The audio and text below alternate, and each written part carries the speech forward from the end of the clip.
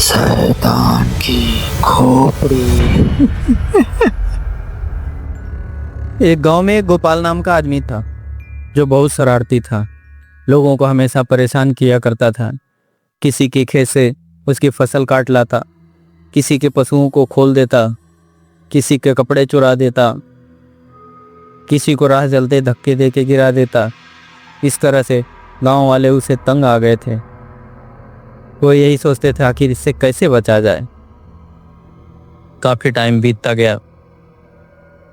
गोपाल एक बार बीमार पड़ जाता है। उसकी हालत खराब होने लगी। वो सबको आवाज लगाता रहता, भैया मेरी बात सुन लो, चाचा मेरी बात सुन लो, पर उसके पास कोई आने को राजी नहीं। पर एक बूढ़े आदमी को दया आई, उसके पास गया और बोला, हाँ बेटा बता किस लिए वो आवाज लगा रहा। वो बोलता है, चाचा मैं बहुत बीमार हूँ, जरा डॉक्टर को बुला दो। बूढ़े आदमी को दया आती है और डॉक्टर को लेके आता है। डॉक्टर उसकी तबीयत देखता है। हालत उसकी बहुत खराब थी। बोलता है अब इसके बचने की कोई उम्मीद नहीं है, 2-4 दिन जो जिंदा रहे उसके बाद मर जाएगा।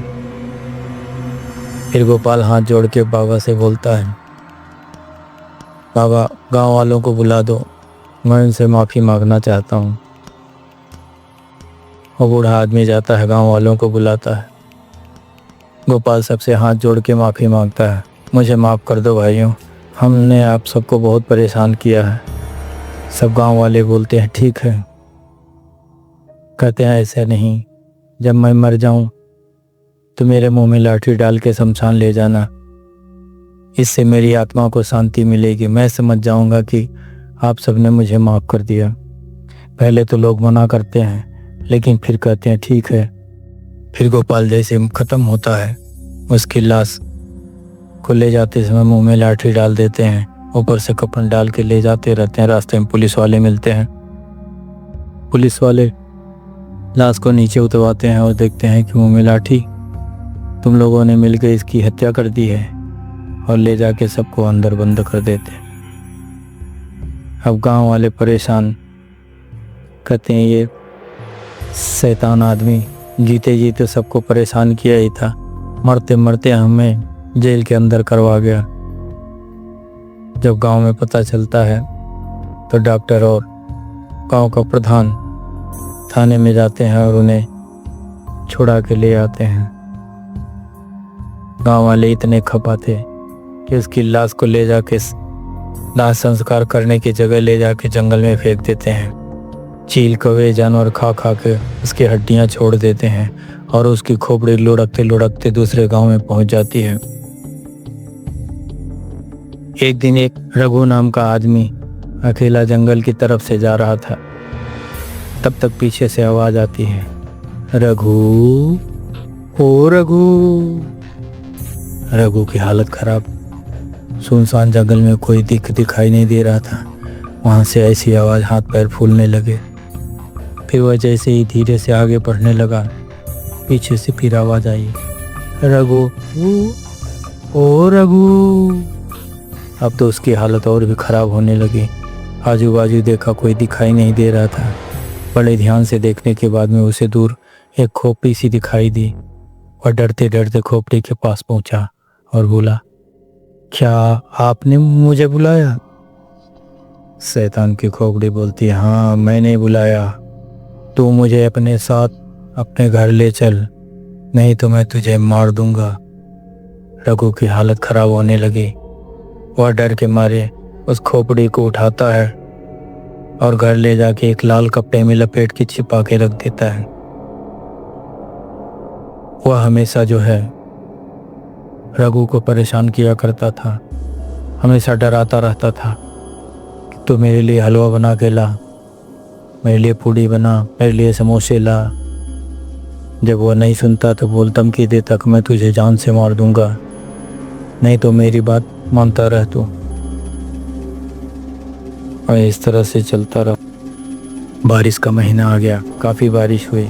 गांव वाले जैसे हल लेके जोतने के लिए जाते हैं, ये भी तैयार होता है। शैतान की खोपड़ी कहती है, कहीं मत जा, सूखा पड़ेगा, सब फसल बर्बाद हो जाएगी, सारी मेहनत बर्बाद हो जाएगी। वह नहीं जाता है। गांव वाले जुताई करके आते हैं, फिर बुआई करने जाते हैं। फिर ये सोचता है कि चलें, जुताई नहीं हुई तो ऐसे ही थोड़ा खेतों में अनाज डाल दें, क्या पता थोड़ा बहुत अनाज हो जाएगा। लेकिन फिर शैतान की खोपड़ी बोलती है, कहीं मत जा, सब सूख जाएगा, कुछ नहीं होगा। गांव वाले बो के आते हैं, उनकी फसलें हरी भरी होने लगती हैं। रघु गुस्से से बोलता है कि तुम क्या चाहते हो? तुम्हारी वजह से हमारी फसल नहीं हुई, लोगों की फसल लहलहा रही है और हमारे खेतों में सूखा पड़ा है। कहीं घबरा मत, उनके भी फसल सूख जाएंगी, कुछ भी नहीं होगा। कुछ टाइम के बाद उनकी फसल पक जाती है, वो काट काट के अपने घर लाते हैं। रघु गुस्से से, तुम्हारी वजह से हमें खाने के लिए नहीं है, हम भूखे रहेंगे पूरे साल, कैसे हमारा जीवन यापन होगा। इस तरह से जो है समय बीतता गया और शैतान की खोपड़ी हमेशा परेशान करती रहती थी कि तू ज़्यादा मत बोल, नहीं तो मैं तेरी जान ले लूँगा। वह हर 15 दिन में कहीं जाया करता था। रघु एक दिन उससे पूछा कि तुम कहाँ जाते हो? वह बोला, मैं भगवान से मिलने जाता हूँ, तुझे कोई ज़रूरत हो तो बता देना। बोला ठीक है, भगवान से मेरी आयु पूछ के आना कि मैं कितने साल तक जिंदा रहूँगा। वह जाता है, भगवान से बात करता है तो भगवान से पूछता है, भगवान जिस घर में मैं रहता हूँ उस व्यक्ति की आयु कितनी है, वह कितने वर्ष तक जिंदा रहेगा? भगवान कहते हैं 60 साल 2 महीने 15 दिन तक वह जीवित रहेगा, उसके बाद मर जाएगा। वह आता है, रघु को बताता है 60 साल 2 महीने 15 दिन तक तू जीवित रहेगा। उसके बाद रघु गुस्से से लाल पीला होता है, एक लट्ठ निकालता है और उसकी खोपड़ी भी दे मारता है। बोलता है, अब तू मुझे क्या मारेगा, मैं तेरा ही अंत कर देता हूँ, क्योंकि मैं 60 साल से पहले मर नहीं सकता, ये तू ही भगवान से पूछ के आया है। और लाठी लाठी मार के उसकी खोपड़ी को चूर चूर कर देता है और लकड़ियाँ डाल के उसका दाह संस्कार कर देता है। इस तरह से रघु को उस शैतान की खोपड़ी से छुटकारा मिलता है और वह फिर से अपना अच्छे से जीवन यापन करने लगता है।